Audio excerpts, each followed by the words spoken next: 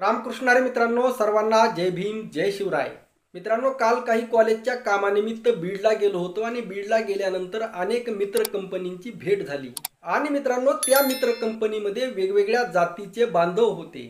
चर्चेची सुरुवात मराठा आरक्षणापासून झाली आणि एक जणांनी प्रश्न विचारला की आता मराठ्यांना तर आरक्षण भेटलं, तर मग आता पुढं काय? मी त्याला अगदी स्पष्टपणे सांगितलं की मराठ्यांना कसलंही आरक्षण भेटलेलं नाही आणि हे जे 10% सरकारने आरक्षण दिलेलं आहे, स्वतः विश्वरत्न डॉक्टर बाबासाहेब आंबेडकरांचे नातू मान्य प्रकाश आंबेडकर साहेब यांच्या मनामध्ये त्याबद्दल संशय आहे. एकतर ते आरक्षण टिकाऊ नाही, अर्धवट आहे, त्याला कसलाही अर्थ नाही, त्याला कायद्याचा आधार नाही, त्याला संविधानाचा आधार नाही. जरी वेगवेगळ्या राजकीय पक्षातील वेगवेगळ्या लोकांना असं वाटत असेल की ते आरक्षण टिकावं, परंतु त्याला कसलाही आधार नाही आणि ते टिकणार सुद्धा नाही. आणि सर्वात विशेष म्हणजे मराठा समाजाची ही मागणी नव्हती आणि मनोज जरांगे पाटलांचं जे आंदोलन होतं त्या आंदोलनाची आणि या 10% आरक्षणाचा काहीही संबंध नाही. मित्रांनो, सध्या निवडणूक आलेली आहे आणि मनोज जरांगे पाटलांचं आंदोलन सरकारला जड जात आहे आणि त्यावर तात्पुरती उपाययोजना म्हणून दिलेलं हे गाजर आहे केवळ. आणि मराठा समाज या अगोदर या गाजराला 2 वेळा फसलेला आहे. त्यामुळे परत तिसऱ्यांदा फसण्याचा संबंध येणार नाही. कोणत्याही मराठ्यांचा यावर विश्वास नाही. सरकारने आरक्षण मराठ्यांसाठी दिलेलं आहे, मराठ्यांचा राग शांत व्हावा म्हणून दिलेलं आहे, मराठ्यांचं आंदोलन शांत व्हावं यामुळे दिलेलं आहे आणि मराठा समाजाचं मतदान त्यांना भेटावं म्हणून दिलेलं आहे. परंतु यातील कोणतीही गोष्ट साध्य झालेली नाही आणि समाजामध्ये तळागाळात जी चर्चा आहे, मराठा समाज अजून प्रचंड नाराज झालेला आहे आणि त्यामुळे या सरकारचा सुफडा साफ होणार आहे. आणि ही भावना केवळ मराठा समाजाची नाही, तर तिथं उपस्थित जे धनगर मित्र होते माझे, तर त्या धनगर मित्रांची सुद्धा हीच भावना होती. म्हणजे उपस्थित जे सर्वसामान्य धनगर मित्र होते, मराठा मित्र होते आणि हे सर्व बुद्धिजीवी वर्गातले होते, राजकारणामध्ये प्रत्यक्ष सहभाग असणारे होते आणि अशा सर्वांचं म्हणणं होतं की आता कोणीतरी नवीन पर्याय हवा, नवीन पर्याय हवा, पण तो पर्याय सुद्धा प्रस्थापित वर्गातला नको, तर तो पर्याय त्यांना सर्वसामान्य वर्गातला हवा आहे, जो कोणीही प्रस्थापित नाही. खास करून जे प्रस्थापित घराणे आहेत महाराष्ट्रातील सर्व जातीमधील, या कोणत्याही घराण्यातील एकही उमेदवार यांना नको आहे आणि यांना मतदान करण्याची कोणाचीही भावना नाही. म्हणजे लोकांच्या मनामध्ये किती प्रचंड रोष आहे आणि हा रोष केवळ एका जातीपुरता मर्यादित नाही, सर्व जातीतील वर्गामध्ये, सर्व जातीतील लोकांमध्ये हा रोष आहे, मग तो कोणत्याही जातीतला असेल. आता मित्रांनो, पुढं मी वंचितचा आणि या घटनांचा काय संबंध हे सांगणार आहे. तुर्तास मनोज जरांगे पाटलांनी माफी का मागितली याचं थोडं अगदी 1 मिनिटात विश्लेषण करणार आहे. मित्रांनो, अहमदनगर जिल्ह्यातील अजय महाराज बारसकर आहे. या अजय महाराज बारसकर यांना मी अनेक दिवसांपासून ओळखतो. मित्रांनो, अजय महाराज बारसकर म्हणजे शिवराय फुले शाहू आंबेडकर या विचारधारेचा जगद्गुरू श्री संत तुकाराम महाराजांना मानणारा, अजय बारसकर म्हणजे जगद्गुरू श्री संत तुकाराम महाराजांचे खरे विचार लोकांना सांगणारा महाराज, अशी त्याची इमेज. असा इमेज असणारा माणूस मनोज जरांगे पाटलांच्या विरोधात जातो.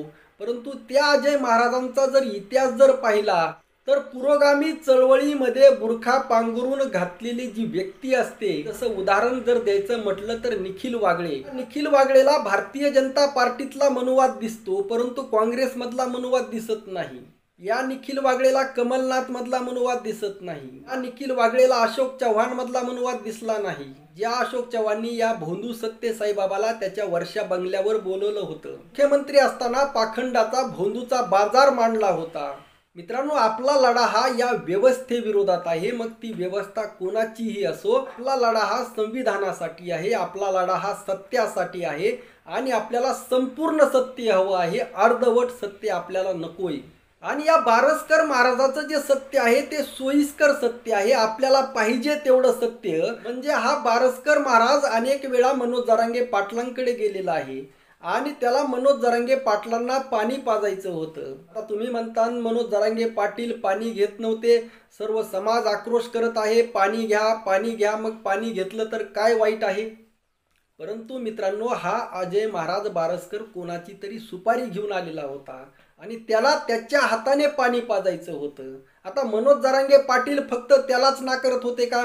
तिथं जो कोणी येईल त्या प्रत्येकाच्या हाताने, कोणाच्याही हाताने पाणी घ्यायला नकार देत होते. त्यामुळे माझाच चेहरा बघून नकार दिला असं नाही. समोर हजारो मराठे आक्रोश करत होते, माता भगिनी आक्रोश करत होत्या. त्या कोणाच्याही हाताने मनोज जरांगे पाटील पाणी घ्यायला तयार नव्हते. एक छोटी मुलगी 4-5 वर्षांची ती हट्ट करत होती, परंतु तरीही मनोज जरांगे पाटील पाणी घेत नव्हते. एक राग होता सरकारबद्दलचा, एक सरकारबद्दलची चीड होती आणि या चिडीतून एक विद्रोहाची भाषा येत असते. जगद्गुरु श्री संत तुकाराम महाराजांची गाथा जर पाहिली तर जगद्गुरु श्री संत तुकाराम महाराजांच्या गाथेमध्ये असे अनेक विद्रोहाचे अभंग आहेत ज्यांनी या व्यवस्थेविरुद्ध लढताना ती विद्रोहाची भाषा वापरलेली आहे. आणि माणूस जेव्हा अशा अवस्थेमध्ये असतो लढायच्या, त्यावेळेस अगदी तुकाराम महाराजांप्रमाणे नाही भीडभार तुका म्हणे सान थोर, अशा पद्धतीने तो माणूस कोणाचीही भीड ठेवत नाही. अशामध्ये मनोज जरांगे पाटलांचा उद्देश तुकाराम महाराजांबद्दल नव्हता, तर या व्यवस्थेविरुद्ध होता, या सरकारबद्दल होता. बारस्कर महाराज म्हणत होता की मला तुकाराम महाराजांनी पाठवलेलं आहे. वास्तविक तुकाराम महाराज याला कशाला पाठवतील? याला सरकारने पाठवलं होतं. म्हणजे सरकारचा आणि तुकाराम महाराजांचा काय संबंध? आणि पुन्हा हा तुकाराम महाराजांचं प्रमाण देतो, तुका म्हणे मज धाडिले निरोपा. तुकाराम महाराजांनी हा अभंग कोणत्या प्रसंगासाठी वापरलेला आहे, कशासाठी वापरलेला आहे, याचा कसलाही मागमूस न घेता आपल्या सोयीप्रमाणे तुकाराम महाराजांच्या अभंगाचा वापर करायचा, असं कुठं असतं का? आणि या घटनेनंतर छगन भुजबळांनी त्या बारस्करचा उल्लेख विधानसभेमध्ये केला आणि विधानसभेमध्ये उल्लेख झाल्यामुळे तो बारस्कर फोकसला आला आणि सर्व सरकारच्या सेटलमेंटप्रमाणे, सर्व सरकारच्या कॅसेटप्रमाणे सर्व न्यूज चॅनल्सवर बारस्कर महाराज दिसू लागला. आणि रातोरात फोकसला आलेला हा बारस्कर महाराज याला कोणी कुत्रही विचारणार नाही भविष्यामध्ये. आणि या सर्वामध्ये जेव्हा विषय मनोज जरांगे पाटलांकडे गेला, त्यावेळेस मनोज जरांगे पाटलांनी जगद्गुरु श्री संत तुकाराम महाराजांची माफी मागितली. मनोज जरांगे पाटलांचा जगद्गुरु श्री संत तुकाराम महाराजांबद्दल काही म्हणण्याचा कसलाही विषय नव्हता, त्यांच्या मनामध्ये काहीही नव्हतं.